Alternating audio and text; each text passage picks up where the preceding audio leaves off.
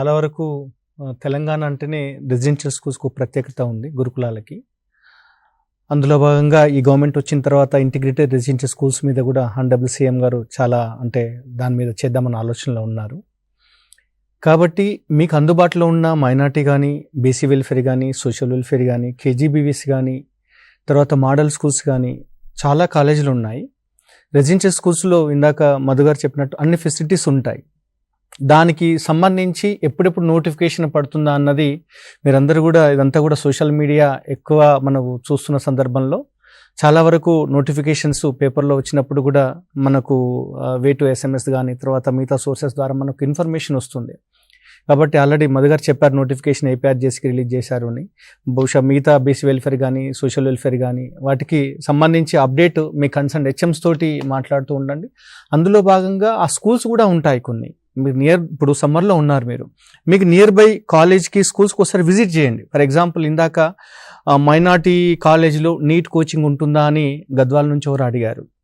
మీకు near by ఉన్న minority స్కూల్లో ఒకసారి వెళ్ళండి, సందర్శించండి, కాలేజ్ చూడండి ఏ విధంగా ఉంది, అక్కడ పిల్లల యొక్క ఫీడ్బ్యాక్ తీసుకోండి.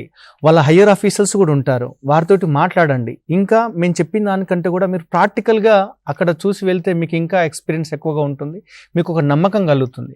కాబట్టి చాలా వరకు అన్ని రెసిడెన్షియల్స్ కాలేజీలలో ఇప్పుడు కేజీబీవీలో కూడా 10th అయిపోయిన తర్వాత నీట్కి కానీ తర్వాత జేఈ కానీ కోచింగ్ ఇస్తున్నారు, ఆన్లైన్ కోచింగ్ ఇస్తున్నాం. మోడల్ స్కూల్లో కూడా చాలా వరకు కూడా ఆ విధంగా కోచింగ్ ఇస్తున్నారు.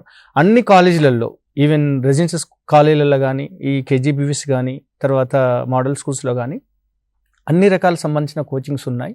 మీకు నా రిక్వెస్ట్ ఏంటంటే చాలామంది నేను గమనిస్తుంటే కాలాలు చూస్తుంటే తల్లిదండ్రులు మాట్లాడుతున్నారు. శ్వేత గారు చాలా సంతోషం అనిపిస్తుంది. అది అంటే ప్రోగ్రామ్ స్టార్టింగ్ లోనే చెప్పాను, విద్యార్థుల మధ్యలో ఎన్ని ప్రశ్నలు ఉంటాయో తల్లిదండ్రులకు అంతకంటే ఎక్కువే ఉంటాయి. ఎందుకంటే వాళ్ళ చేపట్టుకుని నడిపించేది మొదటి పాత్ర గురువు స్కూల్లో వహిస్తే ఇంట్లో వీళ్లే కదా పోషించేది. ఎగ్జాక్ట్లీ.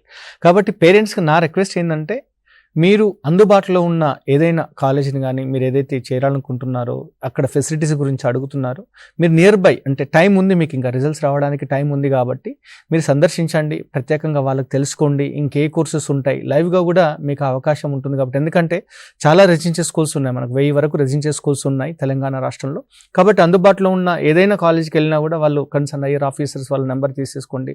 మా ప్రిన్సిపల్స్ కూడా ఎక్స్పర్ట్స్ ఉంటారు, వాళ్ళందరూ కూడా ఫెసిలిటీస్ గురించి కానీ మీ డౌట్స్ అన్ని కూడా క్లారిఫై చేసుకోవడానికి అవకాశం ఉంటుంది.